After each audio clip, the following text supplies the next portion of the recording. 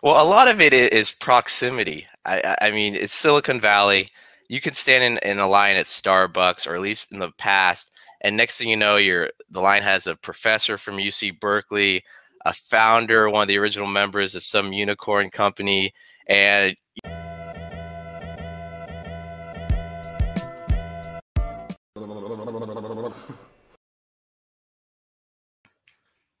Welcome to the Strategy Show. I'm your host, Severino. And today we have on the show the host of the Silicon Valley podcast, investment banker with Stern Ventures. Right now, launching a series of books with interviews including the founders of Canva and Square and so many more. Welcome, everybody, Shawn Flynn. Hi, Simon. I'm happy to be here. I love the intro to the podcast and the interview. I love all the high fives, the energy. It's great. Thank you for having me on your show. You know, it's a reminder from the old world where you could touch everybody as you like. Oh God, I miss the handshake deals. I miss the pat on the back. I miss the coffee meetings. It's really killing me right now, this social distance, but it is what it is. I am so excited to have you here. You have CEO tips for us, like your network is a soccer team, analyze it as such, find existing networks to tap into, and always practice and get a good sleep. But especially, you are meeting the hottest entrepreneurs on this planet. Well, a lot of it is proximity. I mean, it's Silicon Valley. You can stand in a line at Starbucks, or at least in the past, and next thing you know, the line has a professor from UC Berkeley, a founder, one of the original members of some unicorn company, and a homeless person and aspiring jazz artist. It's one of those areas where you're like, how does this all work? You go to 24-hour fitness, a gym here, and it's literally a CEO with a barista, with a soccer mom, with all waiting to use the bench press machine. It's incredible, the people here. So we have the chance right now, because we have around 120 countries listening to this. So many are super interested. How is it to be right now in Silicon Valley? How's the atmosphere? Well, I mean, things have changed quite a bit. It actually, in my conversations, they're getting a lot more positive. At the beginning of the year with COVID, there's a lot of companies that I knew that actually had to shut down. They were beginning to raise their next round. The investors said, we want to wait. But of course, the companies, with their salaries that they had to pay, with their commitments, they weren't able to make it. I've known quite a few founders that closed the doors. I know quite a number of other people that have actually left Silicon Valley. I have a good buddy that moved to Florida. I have another that moved to Kansas. I have had another Colorado, just all over, where they've sought either opportunities or cheaper areas to live in. In fact, I took a mini road trip just a few weeks ago, and I visited some of them. So I went to Kansas, I went to Texas, I went to Colorado, I went to quite a few places. My wife got to shoot a gun for the first time, so she feels really American now. But at the beginning of all this, no, there's a lot of people that were really worried about what's going to happen. Luckily, though, in the last few months, a lot of the venture capitalists, a lot of the angels that had money on the sideline are now really starting to push deals. They're really starting to look for companies to invest in. They really want to get that money out before the end of the year. I mean, their investment thesis is to deploy a certain amount of capital over a certain amount of time. So now they're really starting to have a lot of catch-up meetings, I would call it, with founders. Also, a lot of the founders have pivoted what they were working on before to the new environment. I mean, maybe they were working on this one marketplace, but now it's a tracer type of software for communication and interaction. Or maybe this was just in-person ed tech, where now where 30% was a virtual component, now 90% is a virtual component. There's a lot of, in the last 6 months, a lot of adaptation to the new current environment. And I mean, people were thinking we're going to take 5 to 10 years to start implementing, we're now seeing it's going to happen, 2021. It's pretty incredible, the fast pace of all these startup founders wanting to adapt to the new situation, the new environment. And I mean, I guess that's kind of what Silicon Valley is about. Absolutely. And so I have so many questions. My first one is, you just interviewed the founder of Square. I just invested in Square and it makes a significant percentage of my portfolio right now. How was your interview? What did you learn? So first off, I want to say Jim McKelvey, just a classy guy. It was amazing how quickly he's able to build rapport with people. Right off the bat, he was saying, hey, Shawn, good question. Shawn, and actually, before even that, I'm sure you've had similar situations where you get the guest on the interview, the Zoom call, and nothing's working. The sound's not working. It freezes. So the first, I'd say, 16 minutes, I'm not even joking, of our interview was us just trying to figure out what was going on because my sound wasn't working. I was sweating, and he's just sitting there all calm, all relaxed, going, don't worry, Shawn, I blocked off the time. It's okay. Take your time. Take what you need. I've blocked this out. It's okay. And I'm just sweating. And then finally, I just had to restart my computer. Everything worked then, and we continued the interview. But I'm nervous. I'm thinking I'm blowing this interview, and he's just looking at going, it's okay. It's perfectly fine. And then when we did the interview itself, the stories he went into and the details, amazing. I mean, you could just tell how passionate he was about the book he wrote, the amount of research he went into creating it, the revisions, kind of his mindset and how focused he can be on something. And it was really quite funny. There was a comment he made in it where he said, I'm bored right now. And I'm thinking, he's chairman of, what is it?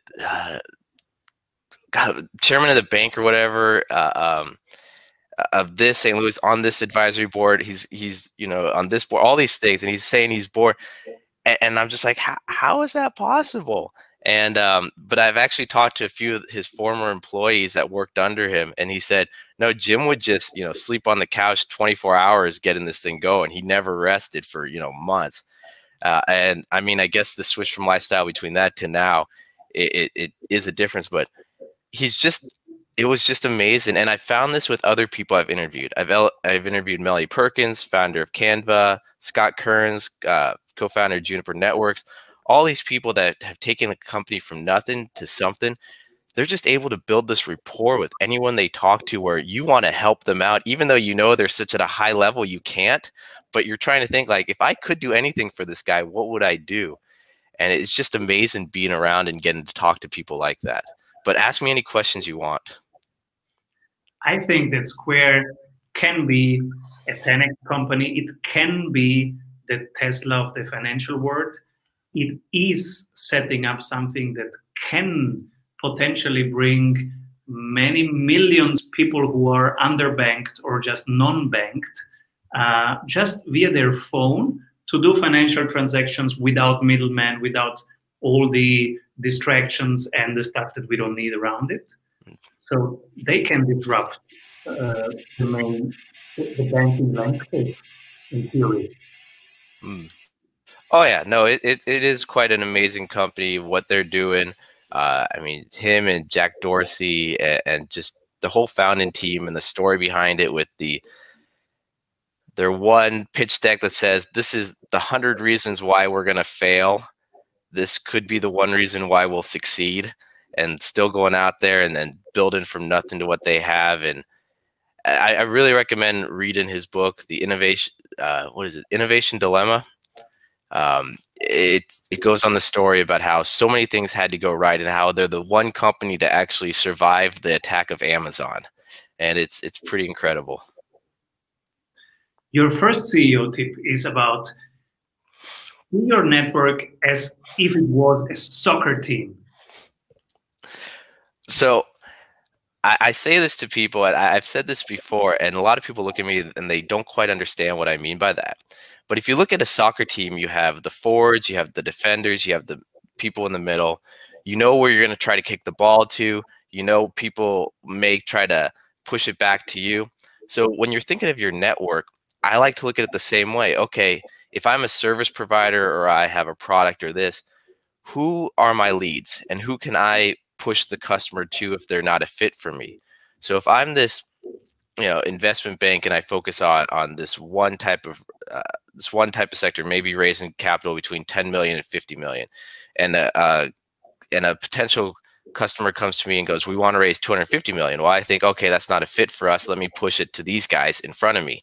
Maybe they get a customer that says, hey, we're trying to raise 25 million, and that's too small for them, so they push it to me. Or maybe it says, hey, we need $1 million angel round, and then there's the people in the defense that I would push it to them so they can move the ball up the field, so the ball's in the right position in that network. Not only that, is also soccer players, sometimes they get injured, sometimes they're ready to retire, and there's new people that have to come on the field. So you actually always have to be refreshing your network as well. I've noticed some people have this problem where, especially I've noticed gentlemen maybe in their 50s, 55 years old, their network is getting to that retirement age. You want to make your sales more repeatable and reliable? Do you want to have less volatility and more growth in your revenue per month?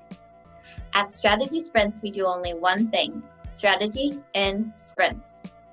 Strategy means having more revenue through a better offer. In sprints means having more energy in your team every week. Check out if your ROI is as high as it is for most service-based and online businesses and startups we work with, which is over 100%. You can see it in just 15 minutes by going to strategysprints.com/sales and completing our online exercise to know what your ROI would be with our accelerator program. We are ready to sprint. Are you? And they've never really invested in meeting the younger rising stars. And so when they get to that age, they look around and go, oh my God, I'm back to square one, but I'm too old to start over. Where if during this whole process, they thought, okay, there's those new players coming on the field, I got to get to know them.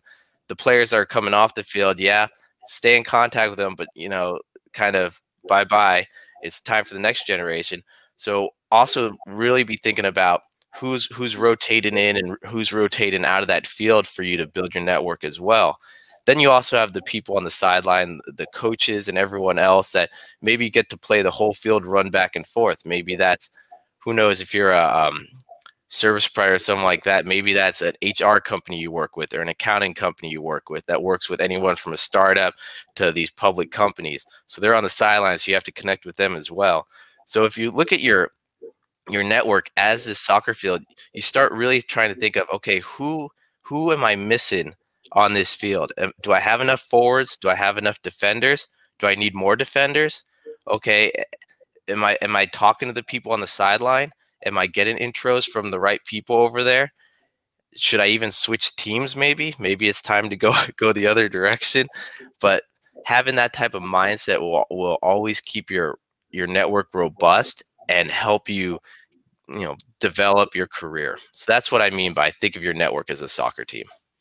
I resonate a lot with that metaphor, and I was thinking how my approach changed over the years. So I'm just 40, hey. but even I have this shift in what I consider mentors and people I look up to, and I work closely on the big picture of what I'm building. And because when I was in my 20s and 30s, my business mentors were in their 60s. Now they are in their 70s, 80s, and the topics change. Now I find myself in masterminds with 20-year-old people and 30-year-old people who have a much broader view and a much clearer view on some topics. For example, I don't know, YouTube I learned from a mastermind just with 20 years old right now, who are crushing it, and they have millions of viewers, and they know exactly how to play, and they're teaching it to me in that mastermind, and we learn from each other. So I had that shift in the generations that you're talking to. And the second thing is, I was thinking right now, all the listeners, hey, people, who is taking the balls that are too small for you, and where are you pushing the balls that are too big for you? How can you read? This is such an applicable tip this is amazing. If you just think of this week, how can you strengthen the relationship that take the balls that are too small and too big for you, and what can you do for them, and how can you create an accountability or a referral system with them, maybe doing a mastermind with them, keeping in touch. This is such an amazing and very applicable tip. How do you do it? So for myself, exactly what you just mentioned right there. I think to myself, okay, what I'm working with the company, who can I introduce them to? Okay, this HR company, this accounting company, that do they have the people that I want to meet as well? And then, you know, you give one referral to them, they give one referral to you. I also have to go into even more detail on that soccer field. The people I look for, I kind of categorize people into 3 categories: givers, equalers, and takers. And what I mean by that is, a taker, you give 1 intro to, they give 0 back. You know, they say thank you, they walk away. Equalers, you give 1 intro, they give you 1 intro. And now a giver, you give 1 intro, they're going to be thinking all night, oh my God, I owe Shawn a favor, I need to help him out with this. And next thing you know, there's 3 intros in your inbox that are all perfect.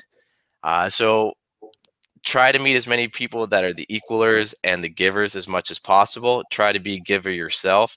Stay away from the takers. You have to deal with all 3 of them before you actually know. So really kind of focus that network down. But once I find those givers and those equalers, I try to reach out to them at least once a quarter. I mean, if I can do once a month, that's even better, but at least once a quarter, just, hey, how are you doing? Send them a link to a book that I just read that I think they might be interested in, or an article, or, you know, my podcast, a link to it, go, hey, this person might be a good listen to you. I also like to do LinkedIn posts where I thank them personally for intros. And I've realized that pays 10x. Whenever, you know, I'll do if you look at some of my podcast posts, I'll do a post at the very bottom. A lot of times I'll say, and I'd like to thank so-and-so, so-and-so, so-and-so for helping me out this week. And of course they see that, they always comment, oh, Shawn, you know, it's my pleasure. Now, let me know how I can help you in the future. Other people see that and go, oh man, Shawn hasn't thanked me publicly. I want this exposure. And I also do that at the end of my podcast, where I say, you know, I'd like to thank so-and-so for the introduction here. And I've just noticed, just thanking people in a public setting where others can notice it drives them to help you more, drives others to want to help you, and keeps relationships warm. Always trying to find a way to keep your face out there. I mean, real estate agents do an amazing job. You know, you always see their post everywhere else. I'll help you sell your house. Here's my card. But you don't see that many other people in business do it as often. I mean, just having a post on LinkedIn once in a while, and Facebook and Twitter and all these other social media platforms reminds other people that you're there, reminds people, hey, I had a conversation with him a while ago. Maybe, oh yeah, I just talked to someone that might be a good fit that I could do an intro to. And if they're a giver equaler, they'll try to do that as soon as possible. They'll do it immediately. If they're a taker, they won't. But over time, I mean, your network will build. Also, one thing that I do that maybe a little tip for your audience they might like is when I type in the contact information in my contacts, I always put, you know, first name, last name, intro, and then the person. So for example, you know, Steve Smith, intro, Patrick Lee. And I noticed in my emails over time who's doing all my intros. You know, there's really not that many. There's literally 10 to 15 people that I'm like, God, 50% of my contacts have come from these people.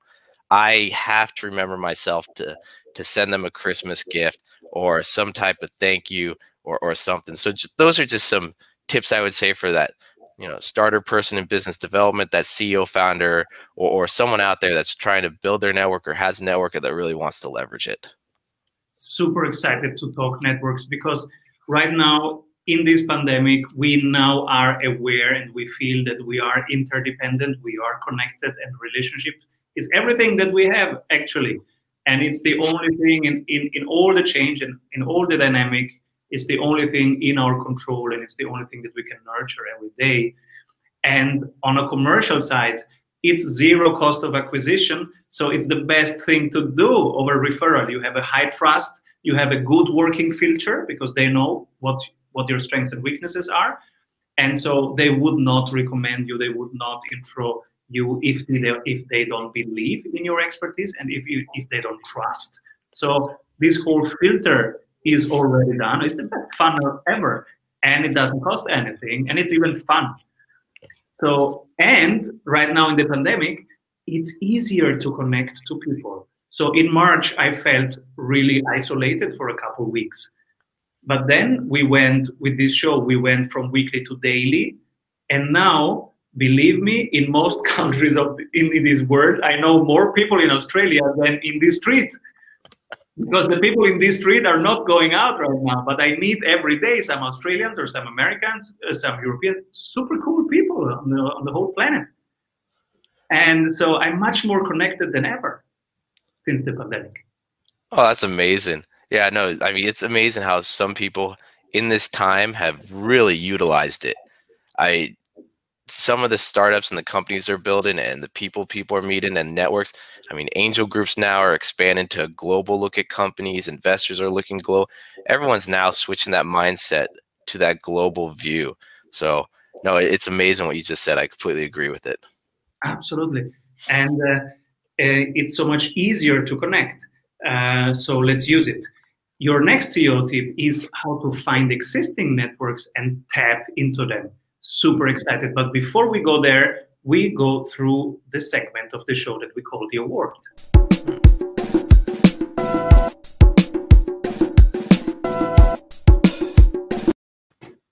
If you could pick only one person that is doing things differently, when everybody's zigging, this person is zagging. Who is this person? I'm gonna say Creighton Wong. He's really impressed me during this whole pandemic.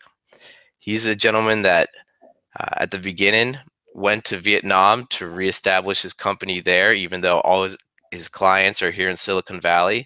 He just knew in advance the fixed cost and that of doing work here versus there, completely different. He's opened up his whole marketing routine, completely revamped his company for the pandemic, and he's based in Vietnam and he's crushing it right now. So I think he would be a good person to talk to. Love it.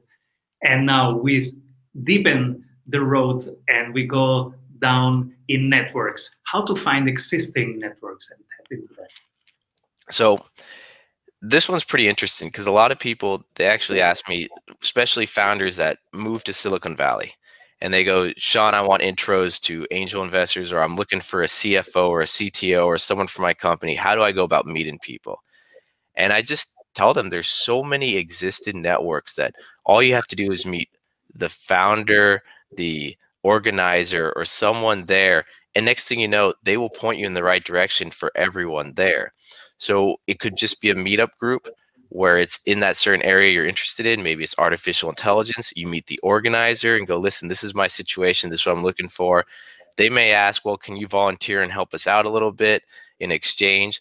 And that's perfectly fine. But they know who are the right people for you to meet. They know who are the right people for you to talk to after you explain to them what you want.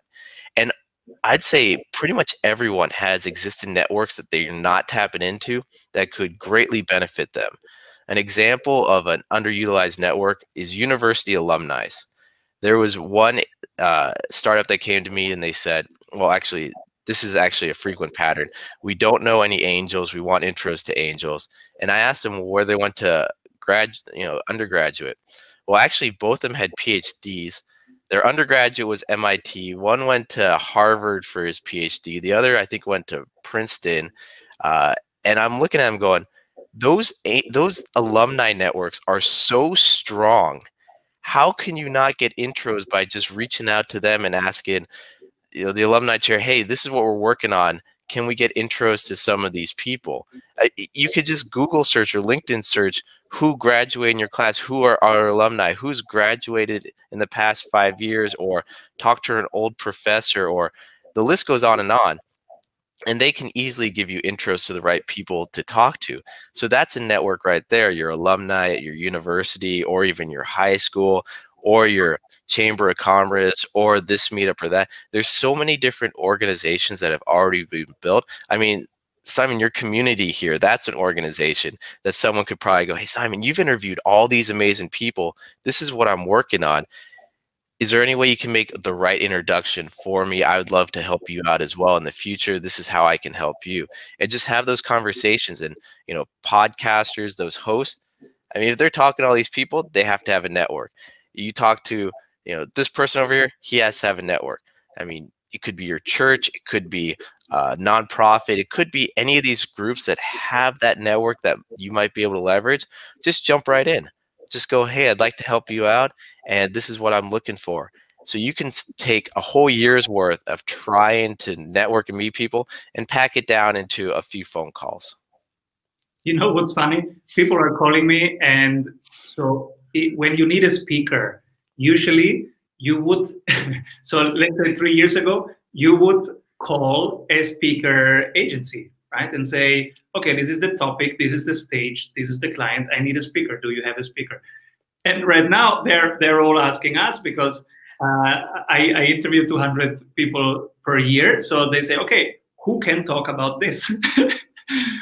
And so it's really, yeah, it's exactly as you say. I wasn't aware of it, but it's happening. It's shifting also, and there are new networks being created through this podcast. Yeah. I mean, you're an influencer now. You're a key opinion leader. You're the person to go to. So, congrats. Tell that to my wife. All right, kids, I'm an influencer now. You have to brush your teeth. All right, let's go to the third CEO tip. Always practice. So always practice, prove your questions. One of the first things I noticed, especially in Silicon Valley, the most successful people I've met, I've run into, are the ones that ask the best questions. They're the ones that in a pitch event, or when they're talking to founders, or the founders themselves talking to investors, or anyone, or when they're looking at a problem, they ask a question and everyone else in the room just pauses and goes, oh, we've never thought of that. No one's ever asked that before. Hold on, I need a day to think about it. And over time, I've looked at this and realized, I mean, I've been in the room with some very impressive people, and they ask these questions and literally there's silence, and it's, wow, okay, that changes the whole business model. Oh, wow, we're going to have to pivot. Oh, wow, our run rate isn't what we thought, or the market's not as big as we thought, or maybe it's the market's 10 times bigger than they thought. Who knows? But it was because of a question being asked. And a lot of people, I'm not sure if it's, you know, if they're younger or what, but a lot of people are hesitant, kind of scared to ask questions. But just that practice of asking questions, and then actually there's a lot of books out there on how to ask questions, how to have open conversations, you know, neurolinguistic programming, or all these other kind of sciences of asking questions and getting rapport with people. And that, when using that in your business, whether it's, you know, for investing, whether it's for creating, whether it's for redeveloping, just being able to ask those questions from, you know, your point of view, the person across the table, a third person looking at the whole situation, or someone even further back there, and trying to visualize, okay, what would this person ask? What would that person ask? Can really change everything pretty quickly. I mean, I've met companies that have raised millions of dollars, and then someone's asked a question and then they've realized, okay, this isn't going to work. We have to give the money back to the investors. We know it's better now to just stop than burn everything in 6 months. So the power of the questions you ask, really, I'd say, can impact a lot how far you go in your career and in life. Absolutely. The power of questions, the power of words, but especially one question can change the trajectory, can show you a different path of your business model to pivot your main product. So every Monday we have the coach meeting where all the sprint coaches come together and we talk through every client, the 3 KPIs, how's the revenue going, how's client satisfaction going, and we go through that, and we collect the weekly wins. So what was the weekly win of this client, of that client, of that client? And many times, sometimes it's just revenue, we crushed this, or we launched that and we won that. But sometimes it's really this one question from the sprint coach made up a completely new way of thinking about our price, of thinking about our product, thinking about how we deliver the value that we want to deliver. And this opens opportunities and changes the trajectory and creates a new path. Yep. Yeah. I'm glad you agree. Shawn, where can people find more about you? So if they are interested in my podcast, it's the Silicon Valley Podcast. The website is the same, thesiliconvalleypodcast.com. All my social media handles are Shawn Flynn SV, SHAWN FLYNN SV. So that's Twitter, Facebook, LinkedIn, everything. Find me. I'm pretty active on social media, and yeah, hope that helps. Who should be my next guest? I could give you a long list. One person off the top of my head, Professor Pete. Professor Pete used to work at pretty much the biggest company in the world, but a while back decided, hey, this isn't for me, and now he's helping entrepreneurs. He's an amazing coach. He's got the social media game down. I mean, when you talk to him, you come away going, those were good questions. Wow. Looking forward to it. Thank you so much, Shawn, for being here, for sharing these very applicable CEO tips with us. And people, just do it. Do what he says about the network, seeing it as a soccer field, and think about who you pass the ball to, the smaller balls, the bigger balls. How can you stay in touch? How can you nurture that? How can you tap into existing networks and contribute there, and then strengthen also that relations, and keep rolling, everybody. Thank you. Bye-bye. We all know that working in sprints is better, but how do we know what we should work on? You're in luck, because we have a 15-minute exercise that will give you complete clarity on where to take your project next. Go to strategysprints.com/sales to complete our short exercise and meet one-on-one with an expert sprint coach to identify your #1 bottleneck. Hey everyone, I hope you enjoyed that episode of The Strategy Show. Make sure to like this video below and subscribe so that you can stay up to date with every episode of The Strategy Show. Get daily CEO tips from CEOs for CEOs.